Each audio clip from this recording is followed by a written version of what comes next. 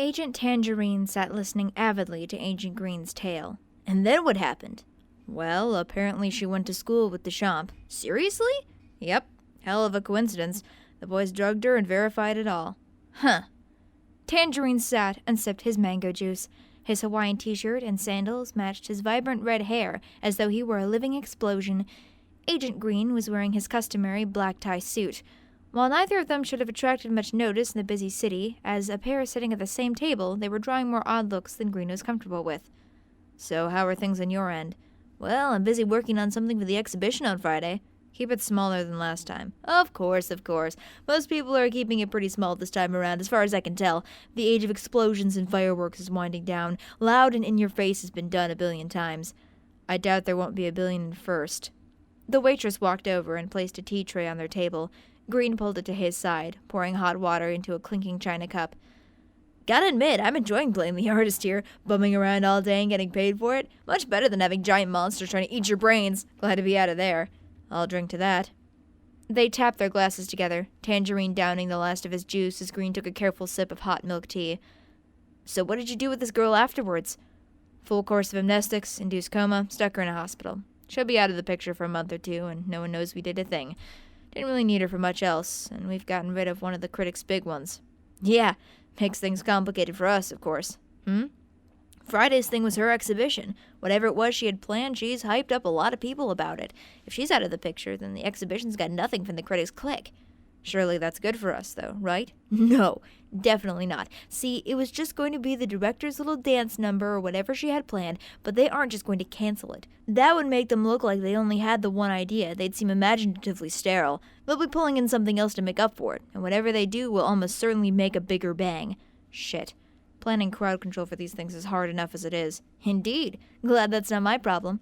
Any chance we could block the venue? Do it in advance and they'll move it, and once they're there they won't budge. What kind of turnout are you expecting? No idea. Ballpark it for me. 1,000 or so? Maybe 2? Shit. We can't bar that many people without creating more problems. Could get lucky. Might not be that bad. Green downed the rest of his tea. Could we try and split the group? Set up another exhibition at the same time?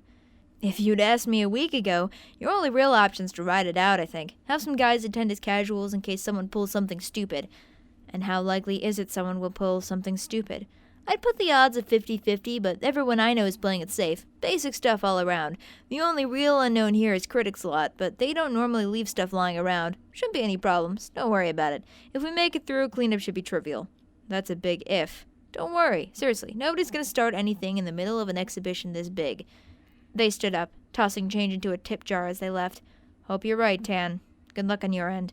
Good luck yourself, Green. You gonna be there yourself? Take a gander at the impossible made real?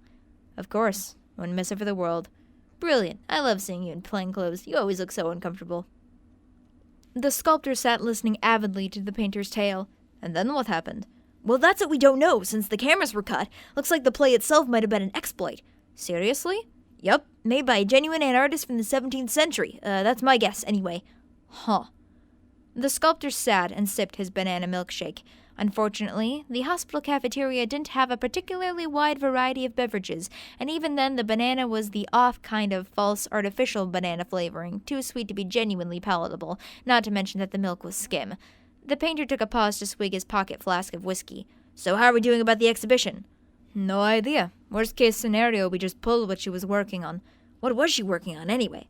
Well, it was a pretty standard exploit acrobatic show, from what she told me. You know the stuff. Leaping tall buildings in a single bound, trapeze stuff, doing flips and shit. Not really what I'm into, but I can appreciate it at least. Sounds decent. The sculptor continued drinking. Seeing the director's body lying comatose with an oxygen mask had not been enjoyable. So, the director turns up to her play that she's been working on for 2 months, talks to all her actors, and then 5 minutes before showtime, that asshole turns up and asks her to stop the performance. Then this. The question then is who actually made it happen? You know as well as I do it was Duchamp. The painter pensively considered the thought. He had previously dismissed it as being too obvious, then reconsidered it as being deceptively obvious on purpose. Well, he's certainly the only lead we have. The only lead we have? This is the same fucker who nicked Felix, you know. This is the stupid asshat who nailed your painting that made you shit yourself. This is the idiot who outright declared war on us, and this is his preemptive strike. Could be, but probably not. Think about it. Everything Duchamp's done until now has been absolutely safe. Sure, he made me shit my pants, he sent stuff to everyone, but none of it was harmful. Duchamp might be an arrogant asshat, but this hurts the audience. People died. If I've got this right, and I reckon I do, Duchamp wouldn't so much as hurt a fly. He's harass us, yeah, but he wouldn't pull something like this. It's too much escalation. It doesn't mesh with what he's been doing. I really don't think it was him. But that's surely exactly what he wants you to think. No, he wants to enact a cultural change, and as childishly as he behaves, he knows that something like this just gets him nowhere. What incentive would he have? To weaken us? If he'd wanted to kill us, he would have done a cleaner job. But that's not what he was trying to do. The man's going to crack down on us if this goes on, and they will crack down hard. He's poking a lion and a tiger with a pair of sticks to make them fight to the death. The painter considered the implications. It's certainly an interesting hypothesis, and if you're right, it's a clever strategy. I'm right. It wouldn't have been any of the suits. Weaponizing exploits isn't their style. He's played it safe till now to get our attention, and pulling this is his way of letting us know he's not messing around. We've got to do something. What do you suggest? He targeted Sandy because she was showing on Friday. That's our chance to go big and show everyone we're cooler than them. He wanted to break us down, to distract us from the community, to tear us from the audience and destroy us as artists. Well, fuck that. Come Friday, we throw out everything we've got. They stood up, walking to the lifts. I'm guessing you'll be wanting to call the shots on this one? We don't need to concern Critic with something like this. We're not children. We don't need him to change our fucking diapers. No complaints here. I've been working on a piece that should suffice. I'll call the others then. See you on Friday. Felix Corey sat listening avidly to Ruiz Duchamp's tale. And then what happened? Well, after she tried to stab me, I just left. Seriously? Yup, I know she wasn't going to listen. I'm good at picking up subtle hints like attempted homicide. Best I could do was get the hell out of there. Huh. Felix sat and sipped her green tea. Ruiz was soldering a circuit board to some mechatronic actuators, occasionally flicking switches to check that all was well. He pulled a multimeter from his workbench and probed the currents. Satisfied with the results, he stood up, grabbed an apple-flavored juice box, popped the straw in, and sat down next to Felix. So who do you think did it? Well, it wasn't an accident. I'd put money on the suits. They've been pushing the bounds more and more lately. What do you mean? You know how they used to charge in guns blazing? There's none of that anymore, and it's not because they've given up. I reckon it's a shift in strategy, but I don't have anything solid to back it up. Well, maybe. Can't see them using exploits as a weapon, though. Ruiz sucked his juice box dry and stared methodically, unfolding it. Felix blew his tea, then took another tentative sip. So, what have you been up to, old lady? Diving into the retirement fund? Quite. I'm still working on things, just more traditional materials. Nothing out of the ordinary for a while, at least. Time to eke out a bland and plain existence. How profoundly boring. Ruiz had folded his juice box into a small aeroplane shape. He threw it across the room, landing it neatly in a garbage bin near the door. Will you be taking time out of your busy schedule to bland and plain for Friday's exhibition? I might. What are you doing for it? Oh, I won't be going. Gotta finish all of this stuff. The last of my materials came in this morning, so it won't be long before I send out the invitation. Well, you'll be missing out, I think. Sandra had a big show planned. The guys, well, whoever's left, they won't just cancel it. They'll have to show the suits that they mean business, that they aren't intimidated by this.